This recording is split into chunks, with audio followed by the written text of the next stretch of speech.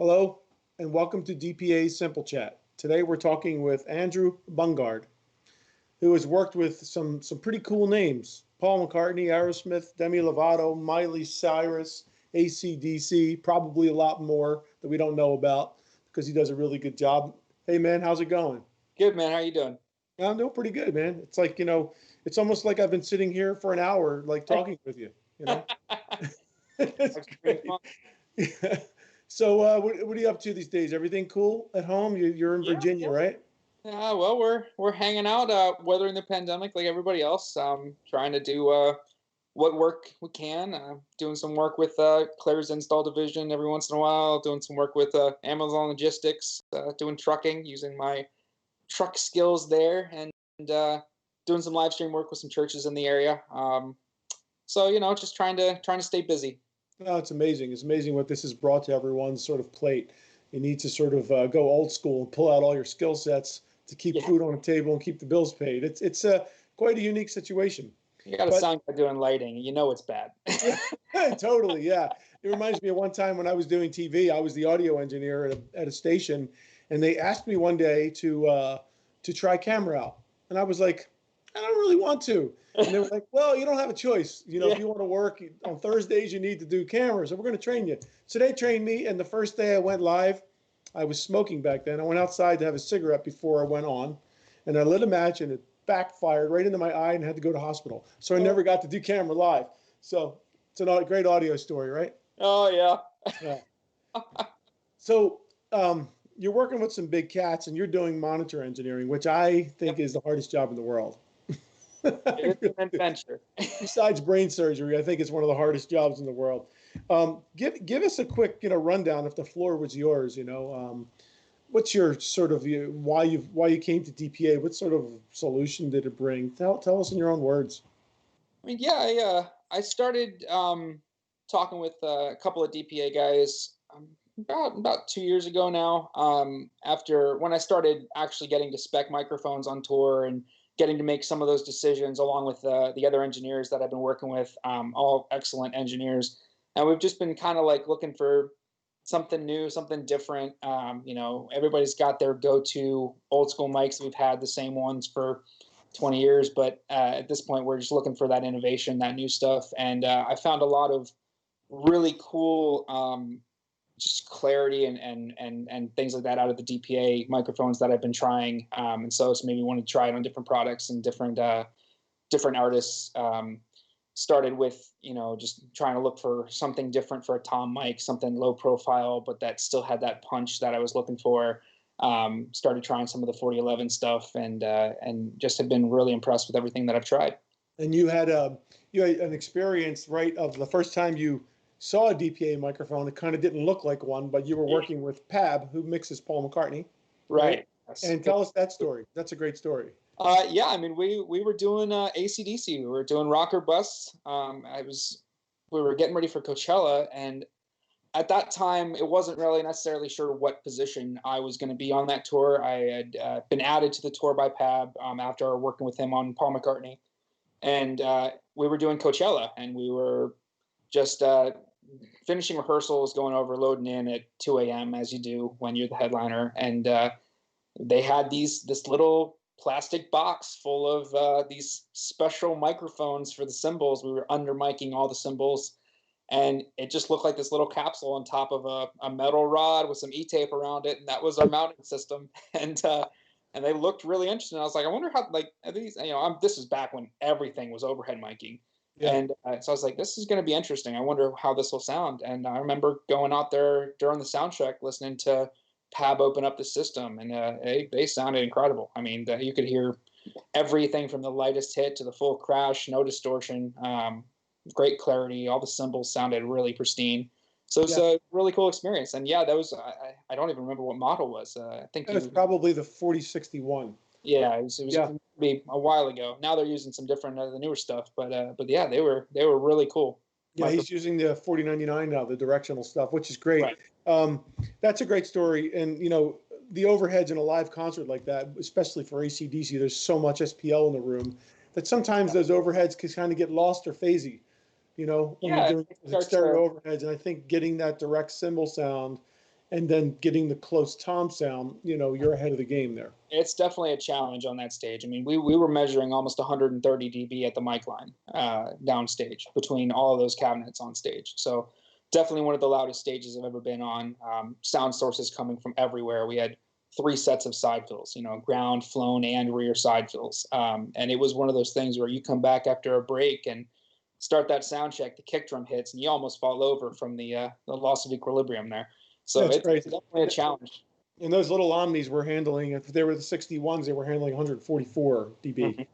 And Yep. they were 62s, which would make a little bit more sense. They were handling 154. So pretty amazing little guys in a 5mm package.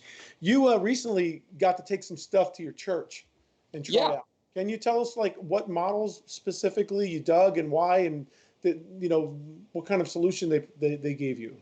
Right. Well, I mean, it started as a request. We had some Countryman mics that we'd had for forever, and some E6s.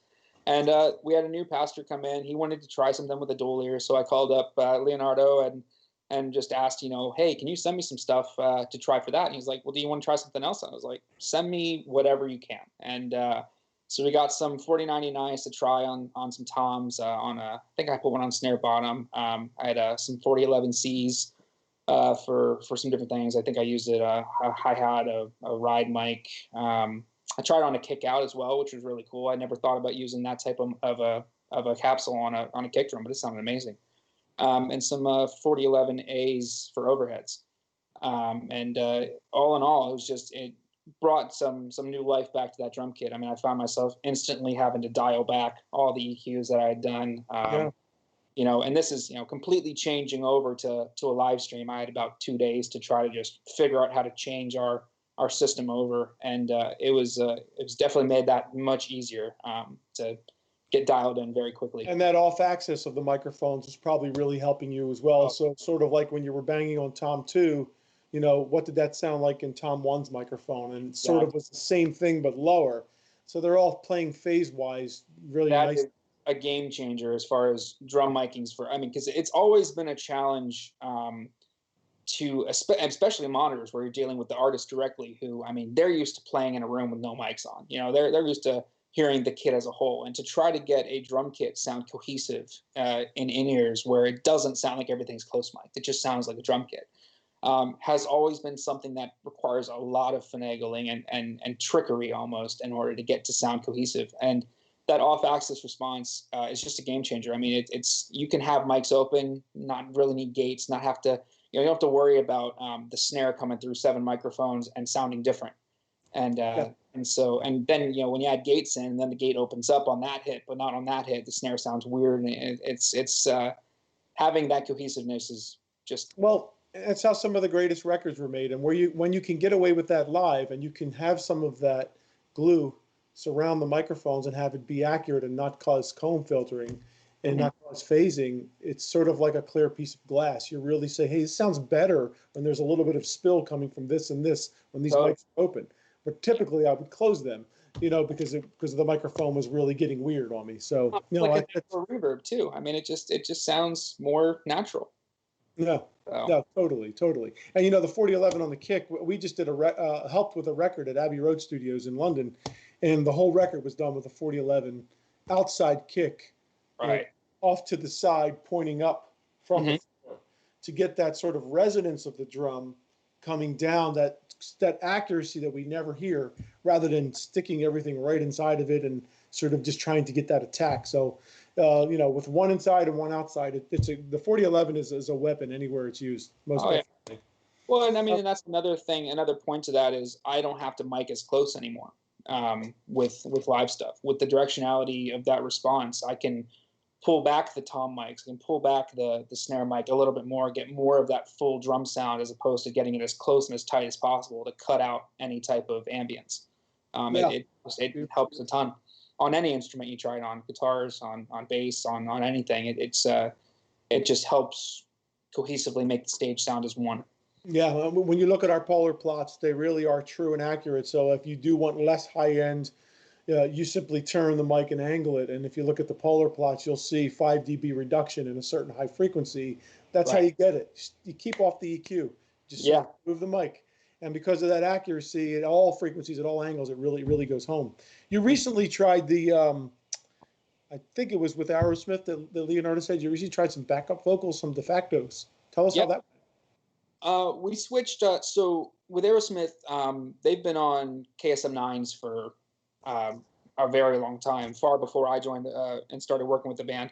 And we were having a lot of issues with SPL. Aerosmith is also notoriously an old school rock band that is quite loud. Thank And God.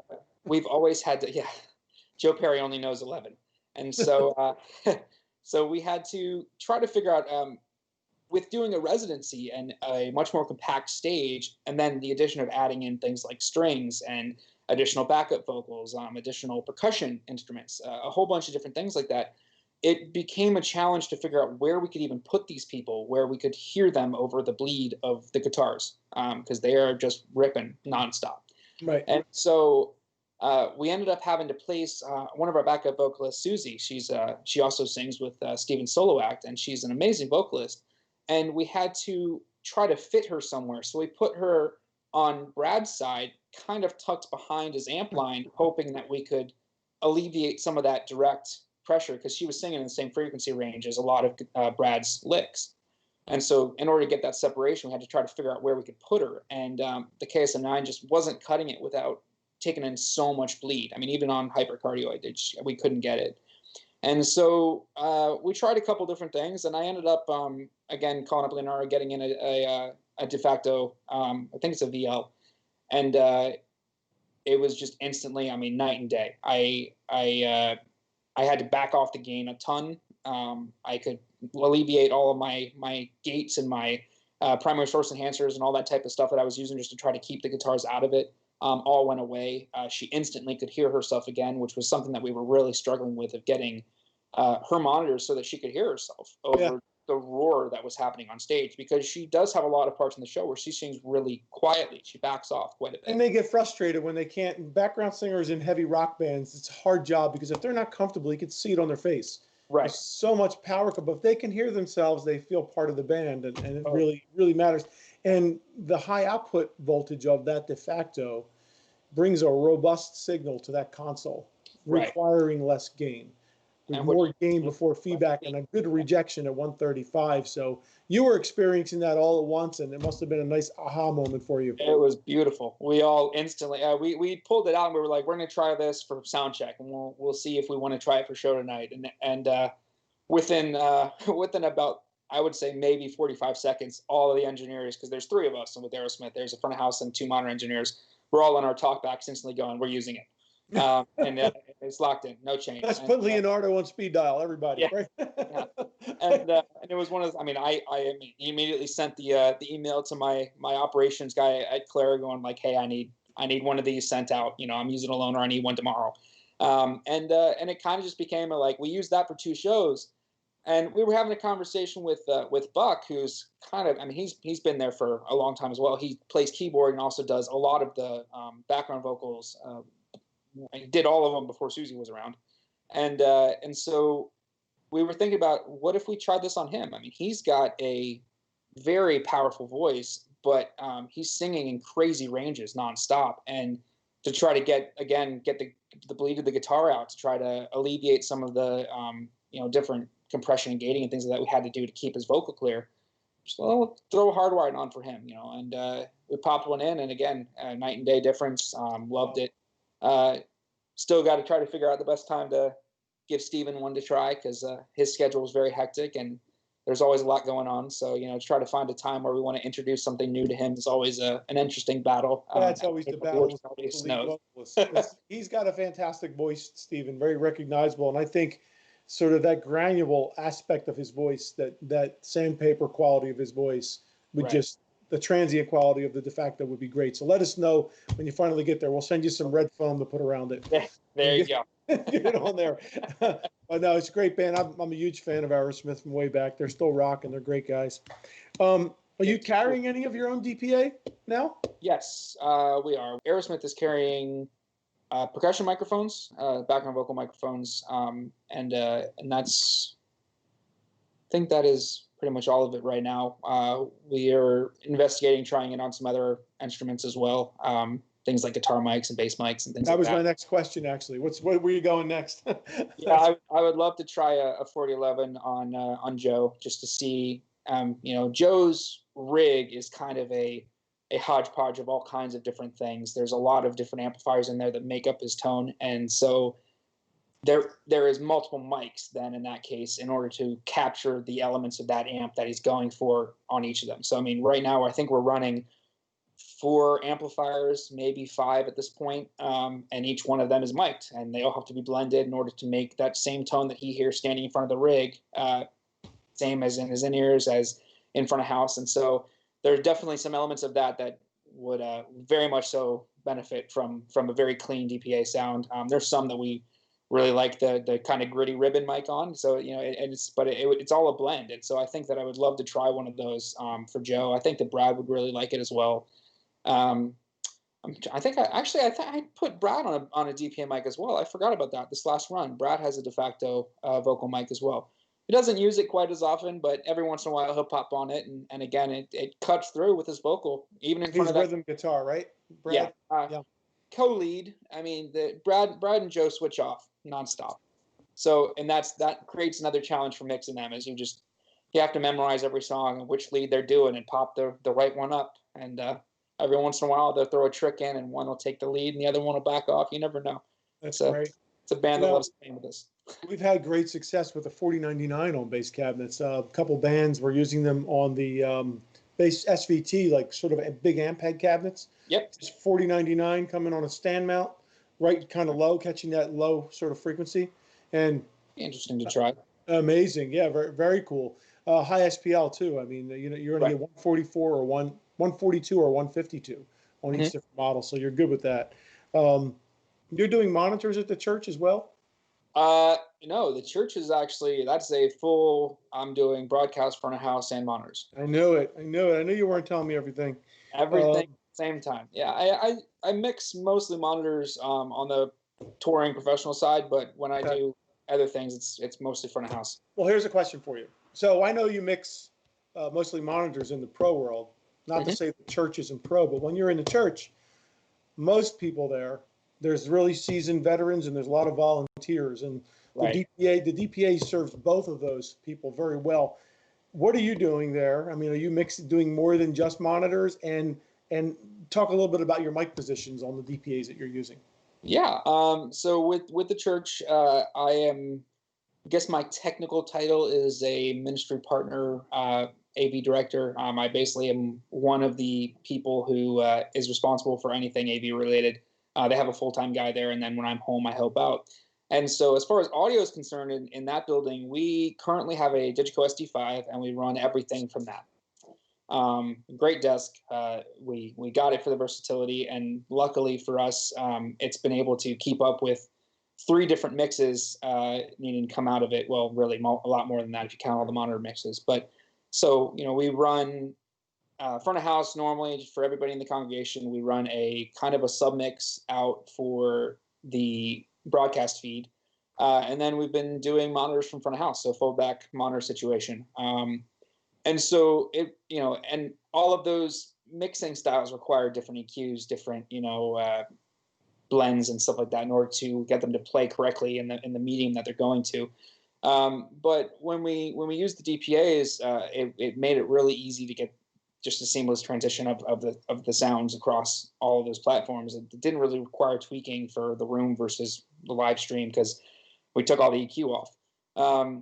But we're currently involved in a process of putting in a broadcast mix, a separate broadcast position with the pandemic situation going on, and everybody's kind of realized how important their online presence has become. They wanted to make sure that we could maintain a certain level of quality out of our audio live stream.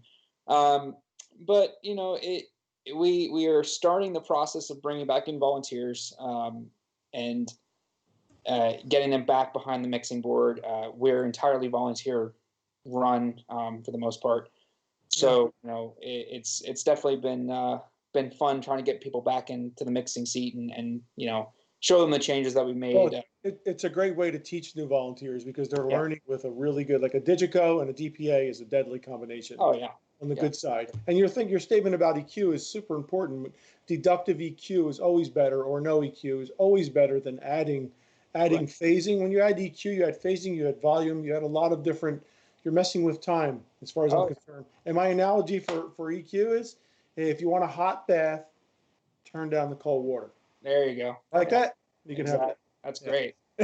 Yeah, and I mean, it's also become very helpful to just start to have more in-depth conversations with our volunteers about things like my position. I mean, like you were talking about, the you can get a decent sounding input with decent placing. I mean, it's you're always going to fight that, but if you have a decent source, if you have excellent mic position and you place it where you're capturing that source the best, you're going to have reduce all of the work you have to do down the line. Yeah. And that's Yeah. one of the first things that I learned coming up into the industry is mic position is key. I mean, people like Pab, like Paul Boothrid, he is on stage every sound check, tweaking mics millimeters, and then he goes up to the board and you can hear the difference through a stadium PA. It's incredible, and so trying to pass on some of that kind of like pro level approach to things of how we're miking things like, I mean, making sure that your overheads are in a phase alignment with each other so that you're not having weird snare cancellations, things like that. I mean, that's stuff that we're starting to breach with some of our volunteers, and they're all kind of starting to understand when we go back to the desk and we turn up the near field and take a listen to the two things, how important mic placement is. But And when you're placing those microphones and you can rely on that off-axis linear quality, right. that moving the mic a little bit on at the zero axis. Face it, most microphones can get the job done. Oh yeah. But when they get that reflective sound, and when you can move them a little bit and adjust the high frequencies, and you can actually believe the specification, it's a game changer because it really gives you control over going there and changing that. I wanted to ask you about your pastor. Mm-hmm. He's using a headset. Is he using a directional or an Omni headset? He is on a cardioid. Cardioid. So, and how is he in relationship to the PA system and things like proximity and plosives? How's it working there? So he's the design of the room has almost like a thrust type of stage design. So Yeah. normally during occupancy and all that type of stuff, right now we're kind of doing a weird like Studio AB setup where he's tucked back, but normally he would be in front of a couple of the downfill boxes, which is why we went with the cardioid, just to try to prevent any risks of feedback or anything like that. But I mean, he's loving the fit of the dual ear. It's kind of it's pulled back a little bit. It's not quite at the mouth line, pulled back a little bit just to keep any type of plosive issues out of it. But I can run it with or without the windscreen without really any issue. And it's very natural sounding. I mean, I don't have to do hardly any EQ. Sometimes, And that's the most important thing in a church, right? Is the sermon. So if you can't understand the intelligibility in the words, it's why are you there, right? right. And in a thrust stage situation, he is going in front of the PA, right? Quite often. Yeah, Yeah, he likes to walk around.